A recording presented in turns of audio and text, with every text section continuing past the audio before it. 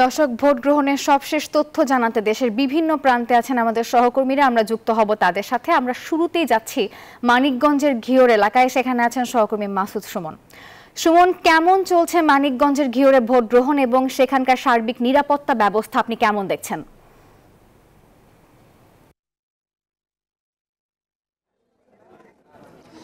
আমি এই মুহূর্তে আছি ঘিওরের বাঠইমুড়ি সরকারি প্রাথমিক বিদ্যালয়ে। আমরা সকাল থেকে প্রায় অর্ধেকের বেশি কেন্দ্র ঘুরে দেখেছি। আপনাদের দেখাচ্ছি যে এখানের যে চিত্রটি আপনারা দেখছেন, এখানে কিন্তু মহিলা কেন্দ্র মূলত এটি।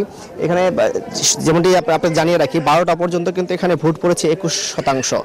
এখানে মোট ভোটার রয়েছে 2426 জন, এর মধ্যে 510টি ভোট পড়েছে। আমরা সব অনেকগুলো কেন্দ্র ঘুরে দেখেছি। ভোটার উপস্থিতি তুলনামূলকভাবে অন্যান্য নির্বাচনের মতো প্রথম ধাপের নির্বাচনের চেয়ে কিছুটা বেশি মনে হচ্ছে আমাদের কাছে। আমরা নিরাপত্তার বিষয়টি জানতে চেয়েছেন। নিরাপত্তার বিষয়টি যদি আপনাদের বলি, আমরা সকাল থেকে দেখেছি এখানেও পুলিশ, বিজিবি, র্যাবের টহল দিচ্ছে এবং নিরাপত্তা নিয়ে প্রার্থীদের কোনো প্রশ্ন নেই। প্রার্থীরাও আমাদের সন্তুষ্টির কথা জানিয়েছে। প্রার্থী যেমনটি বলছিলেন যে প্রার্থীরা কিন্তু কথা বলেছি, দুয়েল শালিক প্রতীকের প্রার্থী মাহবুবুর রহমান জনি, তার সাথেও আমরা কথা বলেছি। অন্যান্য যে প্রার্থী রয়েছে তাদের সাথেও আমরা কথা বলেছি। তারা আমাদের যেমনটি জানিয়েছেন যে সার্বিক নিরাপত্তা ব্যবস্থা নিয়ে তারা কিন্তু সন্তুষ্ট। যদিও বেশ কিছু ঝুঁকিপূর্ণ কেন্দ্র ছিল, সেসব কেন্দ্র নিয়ে কিন্তু সকাল থেকে আমরা দেখেছি সেসব কেন্দ্রে বিশেষ করে নিরাপত্তা ব্যবস্থা গ্রহণ করেছে। আমরা এখানে প্রিজাইডিং অফিসার রয়েছে, আমরা জানতে চাইবো যে এখন পর্যন্ত কতগুলো ভোট পড়েছে এখানে 12টা পর্যন্ত ভোট পড়েছে, 510টি ভোট পড়েছে এবং সকাল 8টাতে ভোট শুরু হয়েছে, 4টা পর্যন্ত ভোট চলবে। সুষ্ঠুভাবে অত্যন্ত নিরাপত্তার সাথে এই কেন্দ্রে ভোট সম্পন্ন হচ্ছে। যেমনটি বলছিলেন যে ভোটার উপস্থিতির কথা বলছিলাম, নিরাপত্তার ব্যবস্থার কথা বলছিলাম। আমাদের আরেক সহকর্মী রয়েছে রাজবাড়িতে, মিঠুন। আপনি আমাদের জানাবেন যে আসলে আপনার ওখানে নিরাপত্তা ব্যবস্থা এবং ভোটার উপস্থিতি কেমন?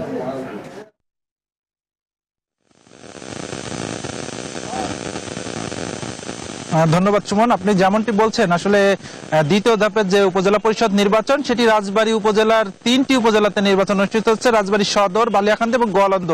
নির্বাচনের শুরু থেকেই কিন্তু আমরা যেটি বলেছিলাম যে বালিয়াকান্দি ঝুঁকিপূর্ণ ছিল, যে নির্বাচনে সহিংসতার ঘটনা প্রথম থেকেই ছিল, সেটি আসলে নির্বাচনের দিনও হলো।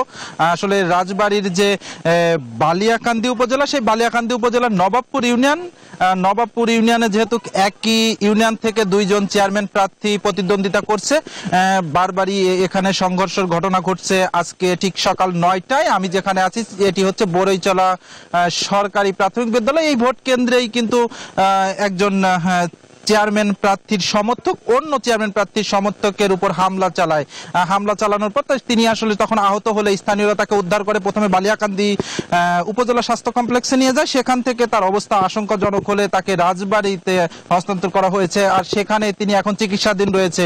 আরেকটি বিষয় যদি বলে রাখি যে এই নবাবপুর ইউনিয়নের যে কয়টি কেন্দ্র রয়েছে, প্রতিটি কেন্দ্রেই কিন্তু ঠিক একই অবস্থা আমরা দেখেছি, বারবারই শুনেছি। বিভিন্ন জায়গা থেকে আমাদের কাছে খবর এসেছে যে ভোটারদের ভয় ভীতি, হামলা। তবে প্রশাসনের পক্ষ থেকে কিন্তু যথেষ্ট নিরাপত্তা ব্যবস্থা, আমরা বারবারই বলেছি, তারা সেটিই করেছে এবং প্রশাসন কিন্তু এখন অবধি কিন্তু কঠোর অবস্থানে রয়েছে। আর ভোট পরিস্থিতি এখন অবধি স্বাভাবিক রয়েছে। আর ভোটের পরিমাণ যদি বলি, এখন অবধি 15% ভোট পড়েছে এই উপজেলাতে। আমি একই খবর জানতে চলে যাব রাজশাহীতে মুর্তেজার কাছে। মুর্তেজা,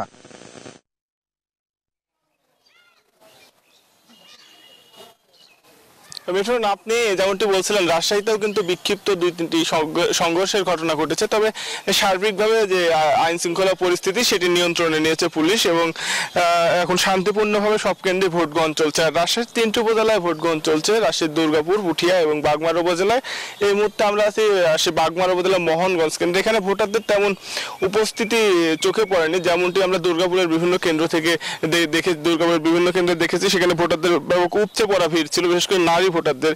এই বাগমারার কেন্দ্রগুলোতে অপেক্ষাকৃত ভোটারদের উপস্থিতি কম, তবে সংশ্লিষ্টরা বলছেন যে বেলা বাড়ার সঙ্গে সঙ্গে ভোটারদের ভিড় বাড়তে পারে। আর রাজশাহীতে 3টি উপজেলা সার্বিক নিরাপত্তা ব্যবস্থা নিশ্চিত করতে প্রায় 1500 জন পুলিশ সদস্য, 10 প্লাটুন বিজিবি, 3740 জন আনসার সদস্য, 33 জন ভ্রাম্যমাণ ম্যাজিস্ট্রেট এবং র্যাবের 6টি টিম কাজ করছে এবং বিজিবি স্ট্রাইকিং ফোর্স হিসেবে সার্বক্ষণিক টহল দিচ্ছে। আর নির্বাচনের পরিবেশ নিয়ে ভোটার যারা রয়েছেন এবং যারা প্রার্থী রয়েছেন, তারা সন্তোষ প্রকাশ করেছেন। প্রার্থীরা বলছেন যে ভোটের যে সার্বিক পরিবেশ, সেই পরিবেশ নিয়ে তারা সন্তুষ্ট এবং এই ভোট গ্রহণ রাজশাহীতে ব্যালটের মাধ্যমে হচ্ছে এবং বিরতিহীনভাবে বিকাল 4টা পর্যন্ত চলবে।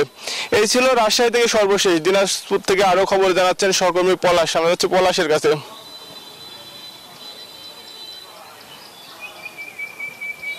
আপনি জানাচ্ছিলেন আসলে রাজশাহীর উপজেলা নির্বাচন। আমি যদি আপনাকে এই যে ষষ্ঠ উপজেলা পরিষদ নির্বাচন দিনাজপুরে এই দ্বিতীয় ধাপে কি অবস্থা এটি যদি আপনাকে একটু জানিয়ে রাখি, তো প্রথমেই বলতে হয় যে আসলে দিনাজপুরে 4টি উপজেলায় এখানে ভোট গ্রহণ অনুষ্ঠিত হচ্ছে এবং এখানে আমরা যতটুকু জানতে পেরেছি কোথাও কোনো এখন পর্যন্ত অপ্রীতিকর ঘটনা কিন্তু ঘটে না এবং আইন শৃঙ্খলা বাহিনীর সদস্যরা মোতায়েন রয়েছে এবং তারা কিন্তু এখানে পরিবেশ শান্ত রাখতে এবং মানুষ যাতে সুষ্ঠুভাবে ভোট দিয়ে চলে যেতে পারে সেই জন্য কিন্তু সেই পরিবেশ কিন্তু তারা সৃষ্টি করতে সক্ষম হয়েছে এবং পাশাপাশি কিন্তু ম্যাজিস্ট্রেট মোতায়েন রয়েছে। কোনো রকম ধরনের অপ্রীতিকর ঘটনা ঘটলে তারা সেই মুহূর্তে যাতে ব্যবস্থা নিতে পারে সেজন্য। এবং আমরা কিন্তু ভোটার উপস্থিতি যদি আপনাকে একটু জানিয়ে রাখি যে ভোটার উপস্থিতি সেভাবে কিন্তু আমরা আসলে সকাল থেকে দেখিনি। এখন পর্যন্ত আমি